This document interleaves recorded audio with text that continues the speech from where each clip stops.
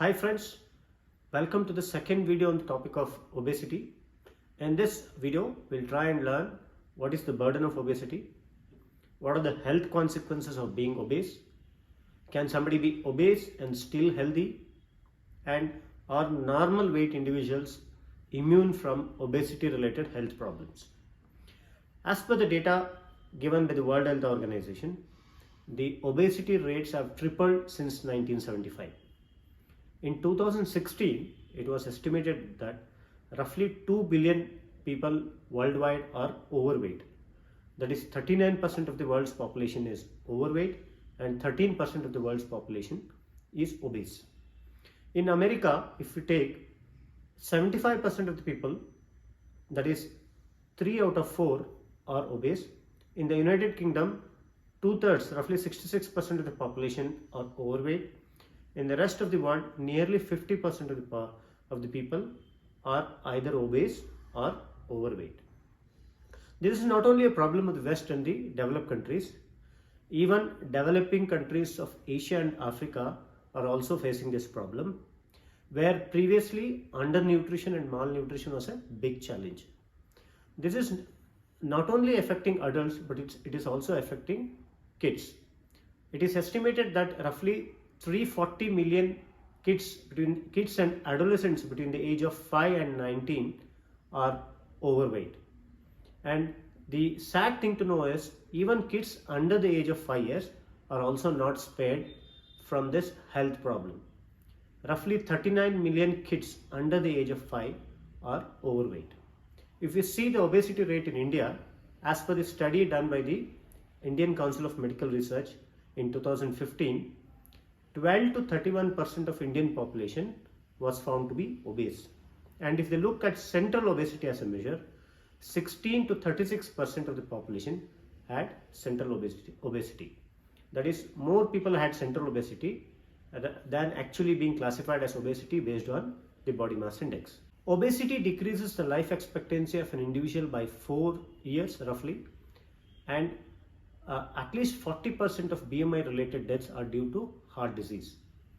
And it is estimated that in Western countries, roughly 8.4% of the total budget on healthcare is spent on obesity and obesity related illness. So you can just imagine the burden of the problem that we are facing today. And this leads to roughly 3.3% of reduction in the GDP of those countries. And not only this, the obesity rate is increasing at an alarming rate. A study published in 2013 predicted that by 2030, roughly 85% of the world's population is going to be overweight. And this would lead to an increase in coronary heart disease by 97%, and increase in cancers by 63%, and increase in diabetes by 21%. And it was also estimated in this study that a 5-point reduction in BMI, an average 5-point reduction in BMI, would lead to a 500 million euros decrease in healthcare cost. Obesity has now become a pandemic, and it has replaced smoking as the major lifestyle factor leading to premature death. Now let's look at the health problems that are associated with obesity. They are hypertension, that is increased blood pressure, diabetes, heart disease, stroke, obstructive sleep apnea, that is obstruction of breathing during sleep, non-alcoholic fatty liver disease, that is accumulation of fat in the liver, osteoarthritis, that is wear and tear of the joints, particularly of the lower limb joints, mainly the knee joint, gout, that is increased uric acid levels in the body, and certain cancers like cancers of the breast, endometrium and ovaries in females, cancer of the prostate in males, and cancer of esophagus, the gallbladder, bile duct, pancreas, cancer of the colon and rectum in both males and females. So these are the health problems that are commonly associated with obesity. So now let's see, can someone be obese and still healthy? So obesity is classified into two types based on the presence or absence of metabolic risk factors. So they are classified as metabolically healthy obesity and metabolically unhealthy obesity.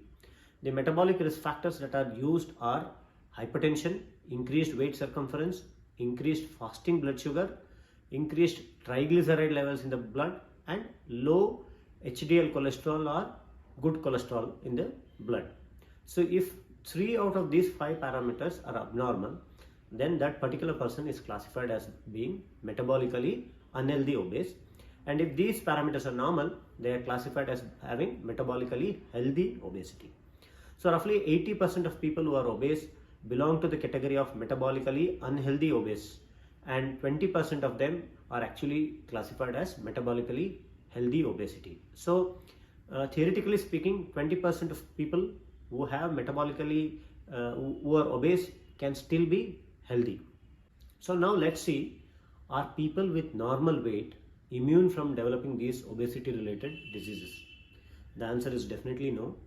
Let us take the example of diabetes. If you see in diabetes, 2/3 of diabetic people, patients are actually obese. That means 1/3 of people who have diabetes actually have normal weight. So what it says is, even if you have normal weight, still you can develop these diseases, because as we all know, all these chronic diseases are multifactorial in nature, and obesity is just one of the risk factors for developing these diseases. There are other risk factors like family history, lack of exercises, sleep deprivation, stress, smoking, and so on. So just because you have normal weight, that does not mean that you are immune from these diseases. Recently, a concept of normal weight obesity has developed. As we have discussed in the previous video, obesity is classified based on a parameter called the body mass index, and we have also seen that BMI is not a very good parameter to define obesity, because it does not differentiate between lean body mass and fat mass, and it does not say where exactly this fat is located.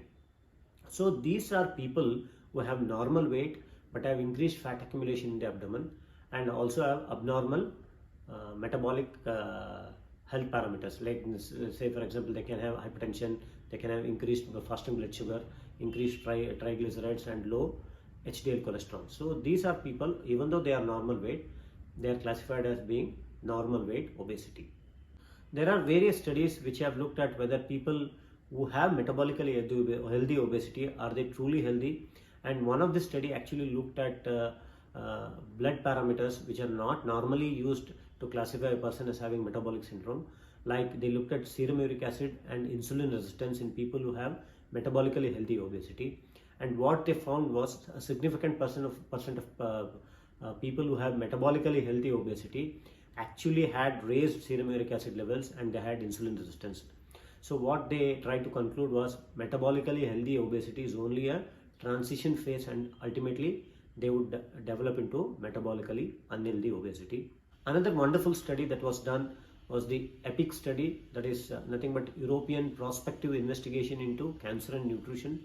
This is a study which was done involving 5,20,000 participants in 10 different European nations, and these people were actually followed for a period of 12 years. As a subset of this study, a case cohort analysis was done in people who developed heart disease in this study, and they wanted to test a hypothesis saying that people who have metabolically healthy obesity are not at increased risk of developing heart disease. So this was the hypothesis that they wanted to test, and here are the results of this study. So these are the results that were obtained in this study. People who are obese and metabolically unhealthy had 2.5 times increased risk of developing heart disease, whereas people who are overweight and metabolically unhealthy had 2.3 times increased risk of developing heart disease, whereas people who had normal weight and metabolically unhealthy had 2.15 times increased risk of developing heart disease, whereas people who were obese and were metabolically healthy had 1.28 times increased risk of heart disease, whereas people who were overweight and metabolically healthy had 1.26 times increased risk of developing heart disease. So it is quite clear from this study that there are 4 different levels of risk. The highest risk is for somebody who is obese or overweight and is metabolically unhealthy. The second risk is for somebody who has normal weight and metabolically unhealthy. The third risk is for somebody who is obese or overweight and metabolically healthy, and the least risk is for someone who has a normal weight and who is metabolically healthy. So it is quite clear that even if you are obese or you have a normal weight, you should check for features of metabolic syndrome. And in the next video, we'll see what is this metabolic syndrome and how is it linked to various diseases. Thank you.